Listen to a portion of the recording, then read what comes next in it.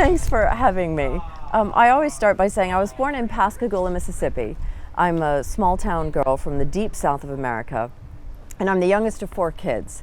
And we then moved up north, and I lived in a cow town in Massachusetts, and I went to a very small school. But I worked hard, and I was a straight A student. You're supposed to be 11-year-olds going, oh yeah, man, I know what that's like. And but there were a couple of incidents in my life when generally I got to do what I wanted because I was a good kid and, I dusted and hoovered and got good grades. And if I asked my parents for something, they said yes. But there was a particular party that I wanted to go to, and I asked my parents and they said no. And this went on for a while. And then I said, look, Mom, everyone's going. I'm a good kid. Why can't I go? And she said, and she'd said this before, Renee, if everyone jumped off a bridge, would you? And I'd heard that enough times where it was getting quite irritating. But it did also make me think, and I started to develop this questioning attitude. Did I want to follow the crowd? And I certainly did when I was a teenager. You want to fit in. You want to be with the crowd. I didn't want to be different in any way. I wanted to belong. But in my late teens, when I started university, that started to really change for me. And I didn't know what I wanted to be or do, so I went to university to be as an English major, and I did study health. And there were 2 pivotal events for me at that time. I did a course called Intro to Gerontology, which is the study of aging and disease. And I started to make the link between what we eat and how we live when we're young and the diseases we get when we're in old age. And we now know that that starts in utero. It's not from when you're a kid, it's, you're being formed in the womb. And then I read a book called Diet for a Small Planet by Frances Moore Lappé, which was about the horrors of the meat industry in America. And I was a very innocent kid, and I trusted that if the meat was for sale in the supermarket and my mom was buying it and cooking it and feeding it to me, that it was a good and healthy product. And I was very shocked and disappointed to realize that it wasn't, and that I couldn't trust whoever was supposed to be looking after me. And I was so upset that I became a vegetarian. And organic meat was not an option at that time. I may have eaten organic meat at the time. I wanted meat. I don't now, but I did then. So I became a vegetarian, and this furthered my idea that conventional wisdom isn't always smart, and just because a lot of people do something does not make it a good idea, and probably means it's not a good idea. And this idea then that if a lot of people think something, it doesn't mean it's a fact. And a thought is not a fact anyway. I tell my kids this all the time. And I have this disruptive side of me, but it's not to be irritating. It's because I'm always looking for better. So I thought, well, what's better than what exists? And better usually means different. So I also realized at around that age that I had the ability to lead and persuade. I just needed a cause, and that I didn't want to be a sheep. I did not want to follow. So I graduated and I was out in the world, and I was moving to England because I'd met a guy on a night bus on Lower Regent Street the year before on holiday. And as I didn't know what I wanted to do with my life, I thought, well, we can date for 2 years and then, if it doesn't work out, I'll just move home. So, bit of an adventure, yeah. So I got a job, and it was my first day of work in England. I'll never forget it. It was September 1st, 1986. On a wine magazine. And Americans are really enthusiastic, whatever in general. So I was like, my first day at work, my life is stretching ahead of me, the world's my oyster, I'm so excited. I sit down in an open plan office and the guy next to me says, can't wait till Friday. And I felt my world crashing down. I thought, oh my God, I hadn't really thought about that, and I could see all this life stretching ahead of me, and I thought, I'm such a passionate person, if I don't love what I do, I will die in a few years. And I realized very quickly after that, working, because it was the first time I'd worked full-time in my life, that I hate being told what to do. So I thought, okay, I have to love what I do, and I have to have my own company. I have to be my own boss. And I wanted to do a good thing. I'm a spiritual person. I didn't want to get to the end of my life and feel that I'd thrown away this wonderful opportunity to make a difference with my life.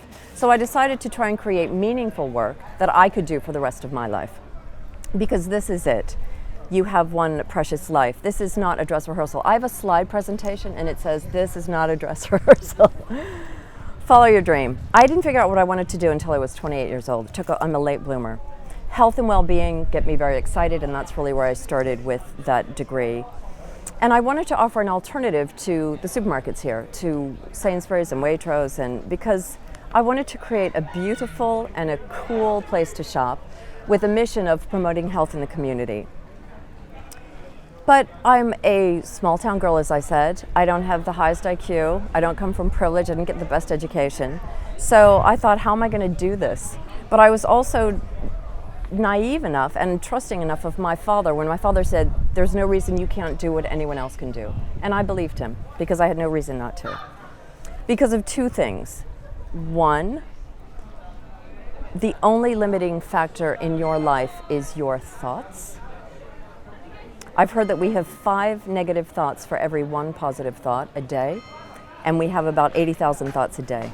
But you can change your thinking. There are lots of ways to do this. There are lots of techniques. A couple I'll tell you about. Who here has read The Little Engine That Could? I think I can. I think I could. Did you guys not read that as a kid? The little train that went over the mountain? Okay. So there's positive thinking. There's affirmations. There's meditation to increase your consciousness. There are ways to change negative patterns of thinking and behavior when you recognize them. And if all that fails, you just fake it until you make it. And 2, you can do anything because talent is great, but determination and grit win every time. You can have the most talented kid in the world, and we love talent. It's very seductive, it's beautiful. But if they don't do anything, if they don't get off their butt and out into the world and do something, that talent is worth nothing. But if you have grit and determination, you will win every time. It's the most important thing for an entrepreneur. So, do you guys have a dream for a business? You 11-year-olds? Yeah? Anyone have a... I'd like to make an ice cream truck. Oh, I love that idea. I have a friend who wanted to do that. And if you don't know, I always say, think about what are you good at? What do you love to do? It's not always what you're good at. I have people who say, I'm really good at finance and numbers. I do not want to do that for a living. What do you love? Where's your passion? What are your interests? What makes you angry? Angry enough to change it, or really excited? And then create the vision. So I wanted to open a 5,000 square foot supermarket with about 8,000 products. And when you decide to pursue a dream, it's very powerful to paint the vision. A lot of people operate in their head, and I spend time working with a lot of entrepreneurs saying, get it on paper. You can't do anything with it in your head. I mean, you can, but it's not as effective. And when you take something into the world and make it concrete, it's very powerful. The spoken word is very powerful, the written word is very powerful. And then you create this picture, and this is how I was with Planet. You create, this is what I want. I didn't know all the detail, it didn't matter. And this part of the process is about how. It is not about how. Who said that? This is not about how, this is about what. You can figure out the how later. The how is the business plan. It's the business plan that takes you from A to B. But when you say, I want to be here, and I'm here, all you have to do is figure out the route. If you say, I'm here and I don't know where I'm going, you're kind of wandering. So you go for what you want. Don't worry about how you're going to get there, because that is also a series of tiny steps that are very easy when you break them down. So I had no idea how to open a chain of organic supermarkets.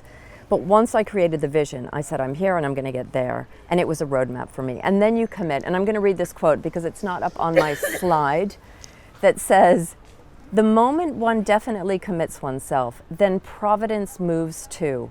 All sorts of things occur to help one that would never otherwise have occurred. A whole stream of events issue from that decision, raising in one's favor all manner of unforeseen incidents and meetings and material assistance which no man could have dreamt would have come his way. And that's by W.H. Murray, a Scottish mountaineer and writer. And I have always found that to be true. You can't, I always think of the trapeze artist, you can't grab that trapeze until you let go of this one. You've got to let go, be in that bardo of terror for a while, grab onto the other one. You've got to really commit and then move forward. And that creates, it's as if the universe comes behind you with a wave of support. And then please write your business plan. I can't say that enough. I love the business plan. And reach for your dreams, you 11-year-olds, even if you are afraid you may fail or that you're not good enough, because 1, you are good enough. 2, sometimes you may fail or make mistakes, but there isn't success and failure. I don't talk about that anymore.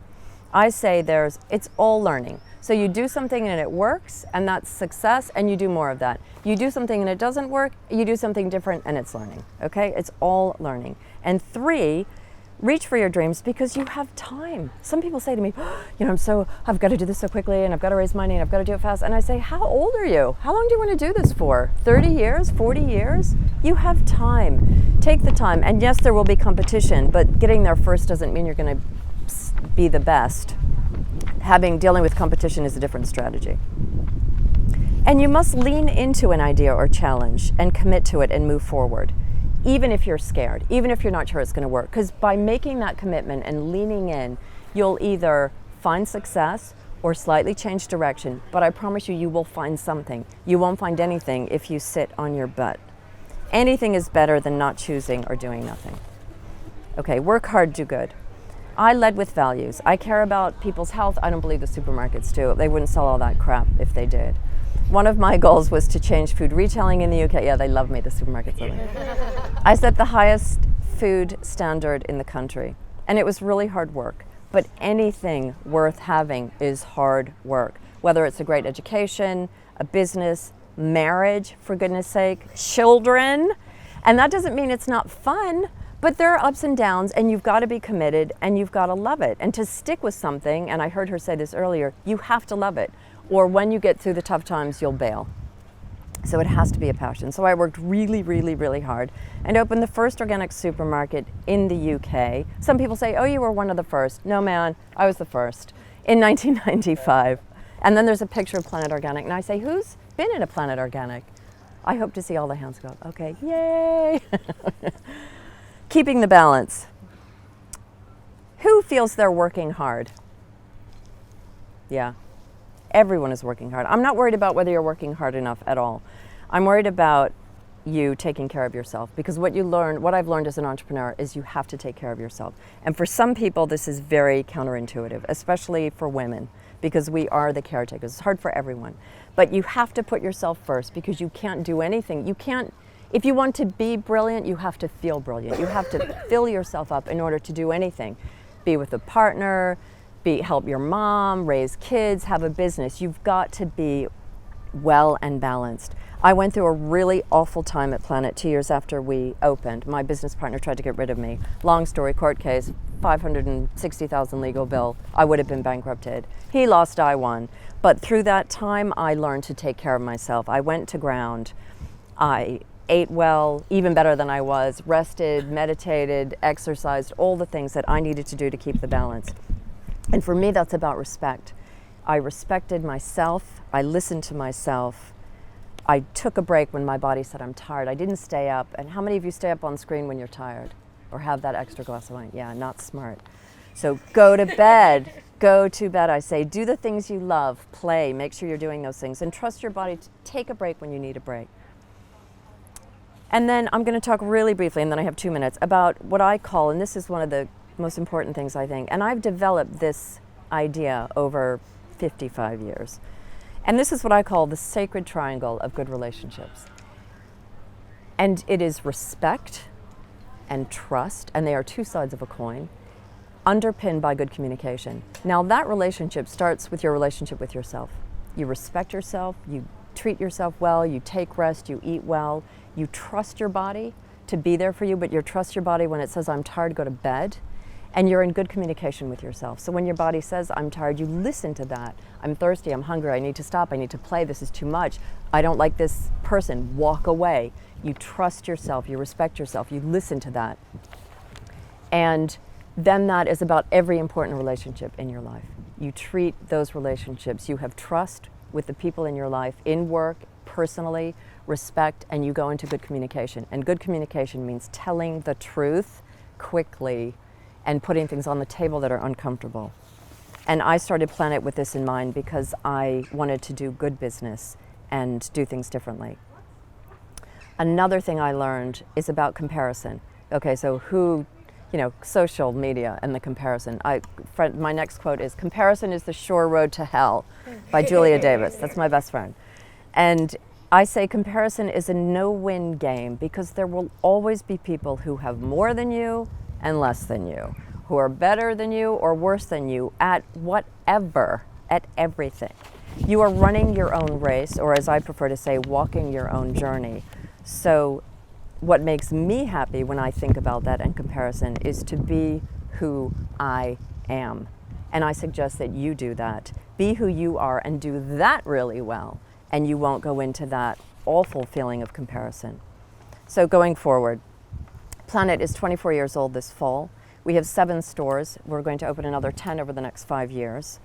We're turning over about 30 million. It's not huge. I sit with entrepreneurs who are like, oh, I made my first 200 million. I'm like, I'm a peanut, but my parents would be proud. I show that values-led business is good business, which is important to me. I'm still with the guy from the bus, Brian. We've been together since 1985, probably before some of you guys were born. But enough about me. Some of you guys. What about you? I'll leave you with one of my favorite quotes from American poet Mary Oliver, who said, "Tell me, what is it you plan to do with your one wild and precious life?" And if that question makes you feel nervous or uncertain or a little scared, then remember what Christopher Robin said to Winnie the Pooh when he went off to school. Promise me you'll always remember. This always makes me want to cry. You are braver than you believe, smarter, stronger than you seem, and smarter than you think. Thank you very much. Well done. Questions? Thank you very much, Renée. Thank you very much. I mean, how do you 11-year-olds feel after that? Yeah. Yay!